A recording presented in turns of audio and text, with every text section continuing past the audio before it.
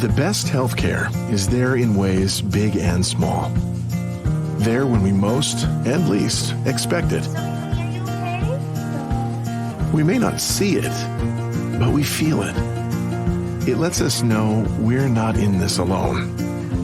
Everyone deserves a healthcare partner who never quits. One who's there for what matters. United Healthcare. There for what matters. It's not just another day in your life. Things are changing for the better. At Comcast, we see those changes, and we're thinking about how we use technology today to live, work, learn, and play.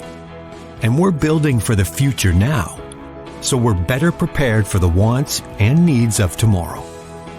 That's why Comcast is rolling out multi-gig internet speeds to more than 50 million homes and businesses before the end of 2025, making our already industry-leading network even faster, smarter, greener, and more reliable.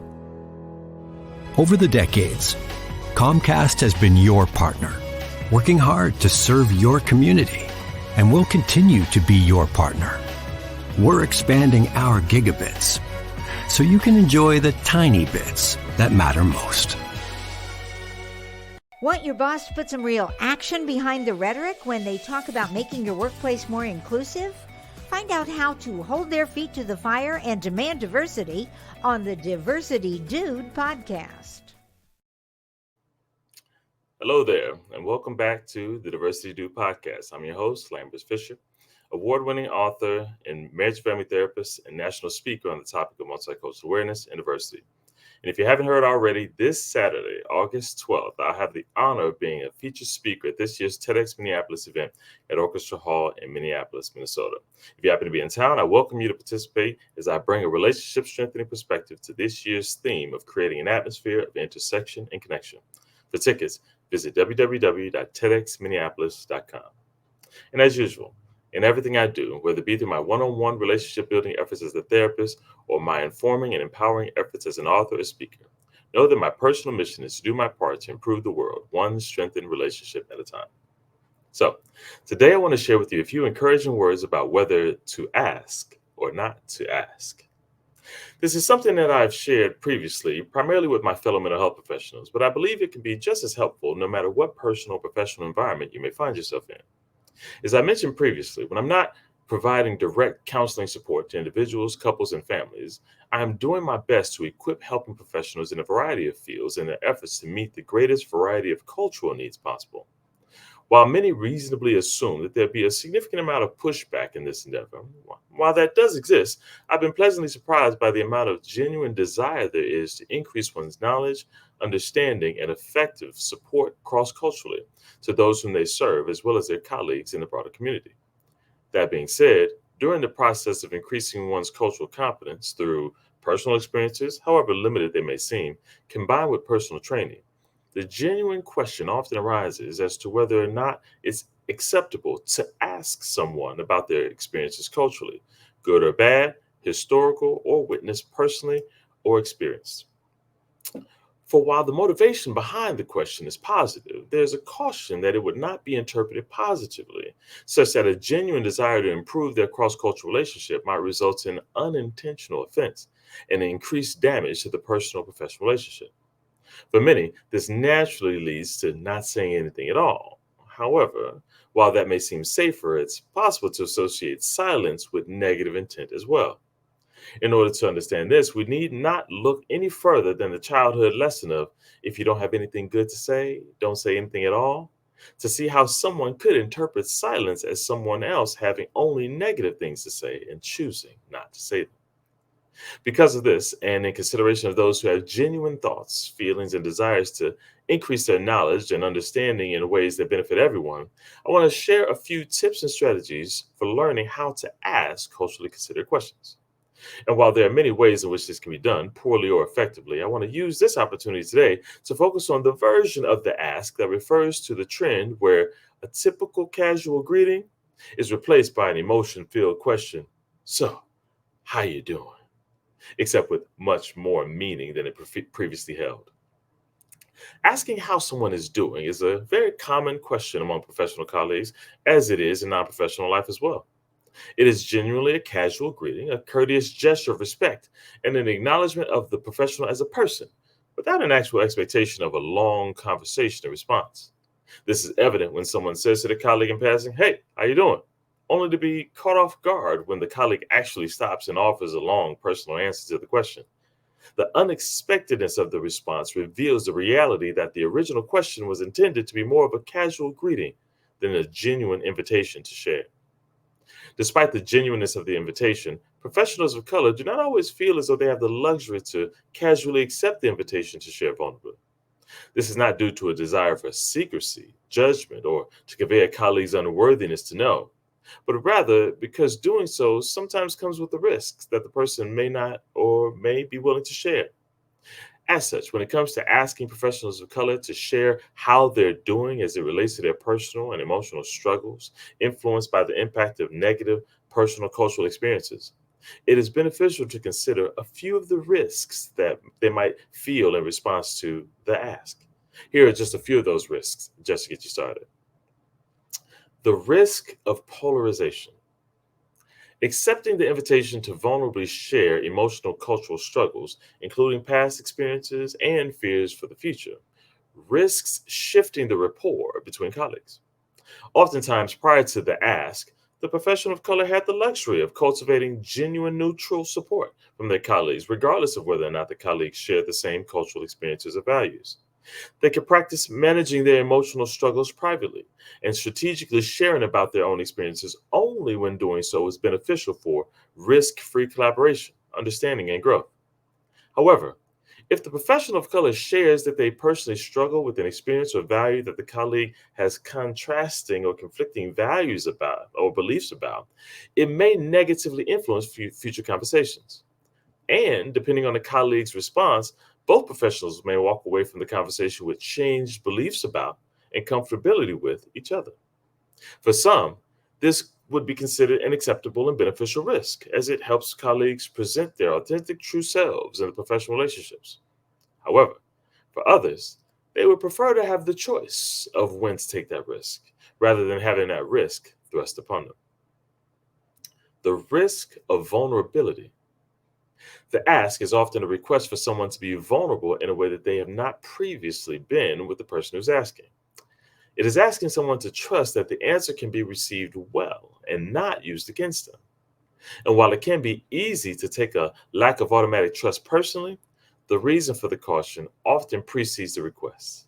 Oftentimes, previous experiences of vulnerability being rejected, minimized, abused, and taken for granted makes the genuine ask more risky of a request than it was intended to be. And then there's the risk of traumatization. The ask indirectly invites the professional of color to re-experience something potentially traumatic, whether directly or indirectly. While this may genuinely assist in helping the colleague increase their cultural understanding, the question arises as to whether it was worth the cost to the professional of color being asked. And while some reasonably conclude that this risk is acceptable because they're asking a helping professional who serves others for a living, this conclusion minimizes the significant toll such a re-experiencing of the trauma takes on the professionals who are still real people with real feelings. In light of these risks, and in order to provide a helpful consideration regarding a genuinely interested colleague and how they can show a genuine care for professionals of color as individuals while seeking to learn from their experiences, I offer the following tips. Accept the unavoidability of risk. Doing so reduces judgment, shame, and blame in the event of an undesirable outcome. While accepting that risks are unavoidable, efforts should be made to show a desire to reduce these risks and potential negative impacts as much as reasonably possible. Ask humbly. Asking with a sense of respect and value rather than entitlement sets a good foundation for the possibility that you can be trusted with the answer. Humility conveys both confidence as well as respect, making it clear that you know that what you're asking for is a vulnerable, voluntary gift the professional of color can choose to or not to offer. Accept and validate caution. Remember that present caution often has a past origin, and that precedes the ask. instead of offensively interpreting their caution as a personal sign of disrespect. Instead, consider what personal possible experiences they may have had prior to the encounter that may be making it difficult for them to return your genuine inquiry with unfiltered vulnerability. It's even possible that they may have had a bad experience with someone similar to you in some way, making it unclear whether or not you'll behave similarly or whether you'll pleasantly surprise them. And appreciate the gift. If a professional is willing to share vulnerably despite these and many other personal or professional risks, then show your appreciation for that generous gift by expressing that appreciation verbally. Show that it was worth the risk by putting something you've learned into action and sharing such with them. You can also show your appreciation for the gift of risk by not asking too much too frequently. Going back to the well too often can lead to feelings of being taken for granted. If it's unclear how often is too often or what degree of verbal appreciation is the most applicable, initiate verbal or behavioral appreciation as an offer in which you're comfortable and follow their lead based on their response. On a personal note, after having frequently experienced the ask in a therapeutic context with my clients, primarily focused on identifying and meeting their needs and their desires for personal growth and understanding rather than my own in that context, I then personally experienced the ask having come from a colleague whom I trusted professionally, but with whom I had not yet been personally vulnerable. Because of a combination of my previously cultivated respect for them professionally and the respectful care exuded by their requests, I chose to take the risk and share of my efforts to balance personal and professional cultural experiences during difficult times of social injustices. Although inwardly cautious, I was hopeful that it would be received well. Although the genuine verbal appreciation I received in response was reassuring, what made that risk most worth it was the acknowledgement that the experiences I shared helped enhance their personal and professional understanding, potentially even helping them understand the experiences their current clients, have been sharing about more thoroughly. Knowing that a personal risk could positively impact not only another professional, but also countless clients whom I may never be in a position to support directly, not only helped make the experience more positive, but also increase the likelihood that I might take that risk again in the future. My hope for you is that you would recognize that in life, both personally and professionally, some things can honestly only be learned through experience, whereas other things can be learned by asking others about their experiences. I encourage you to acknowledge and accept the risks and implications of the ask, including the emotional and relational implications of your genuine curiosity and desire for personal and professional growth. Offer non-judgmental support if the ask is declined, and express your genuine appreciation for whatever response they're willing to provide. And with that, I'll say thanks again for listening to the Diversity Do podcast. If you have any pressing diversity-related questions that you'd like me to address on an upcoming podcast, or if your organization is in need of a shame-free and guest-speaking empowerment and training on this often sensitive topic, then feel free to reach out to me directly at www.diversitymadesimple.com.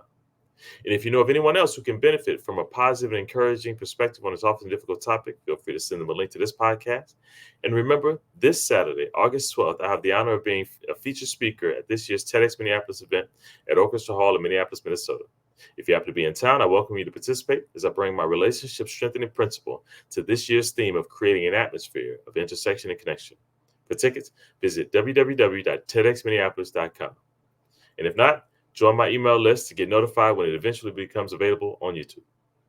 And as usual, I look forward to addressing as many topics as possible in future podcasts to help you improve as many relationships as possible at work, at home, and in your community.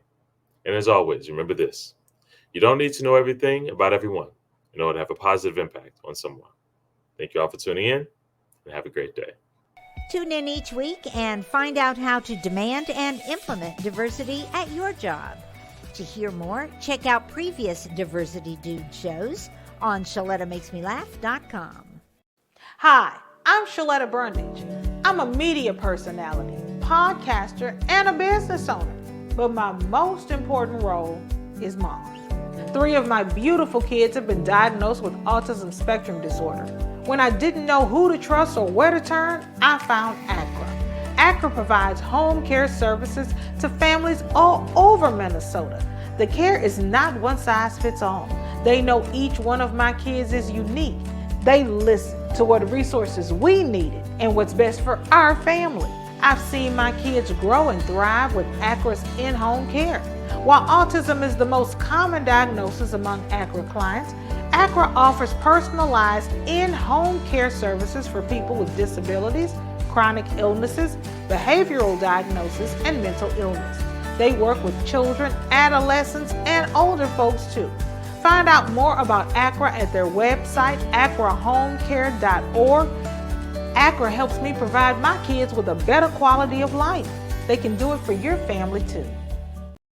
COVID-19 is still circulating out there in our community, and it still presents a real danger for those at higher risk. You can do your part to protect the most vulnerable. That's older folks, those who are immunocompromised or have certain lung, heart, and other chronic conditions, and people who are pregnant or have just given birth. Consider getting tested before spending time with these folks or wearing a mask when you're in close contact around them. Show you care by taking care.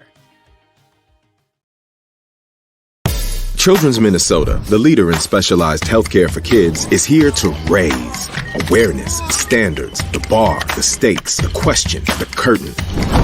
On raising kids' health to the highest priority, kids need equal access to healthcare, more pediatric expertise, a voice for change. Kids need us, all of us. So let's raise them up. Children's Minnesota, the kid experts. Do you worry that lead-based paint in your older home might be dangerous to your children or kids who visit you? Well, Hennepin County put those fears to rest. Hennepin County offers free lead tests and home assessments. If they find anything, eligible homeowners and landlords can receive up to $15,000 for work on the home, including new windows. The government banned lead-based paint 45 years ago when it was discovered that lead poisoning can affect development and cause permanent damage in young children. But 75% of those homes built before 1978 still contain some lead-based paint. As the paint degrades, it can make dust that little kids ingest when they're crawling and putting things in their mouths. So make sure your home is safe and hazard-free. Learn about testing and that $15,000 grant at hennepin.us/lead control. That's hennepin.us/lead control. You know Shaletta makes you laugh, but did you know Shaletta Brundage can also make you think and boost your business? Media personality, activist, and comedian Shaletta Brundage founded Shaletta Makes Me Laugh to celebrate and share the best of Black culture. It's a podcasting platform. You can download 10 weekly podcasts hosted by African-American subject experts at ShalettaMakesMeLaugh.com or wherever you find your favorite podcasts. ShalettaMakesMeLaugh.com is also a production house, creating broadcast-quality commercial content. And Shaletta and her team of storytellers create powerful promotional campaigns to get businesses the brand awareness they're looking for. Some of Minnesota's top businesses trust Shaletta, and you can too. Get out the word about your events and products and get in front of communities of color with ShalettaMakesMeLaugh.com. She's got the power to help your business.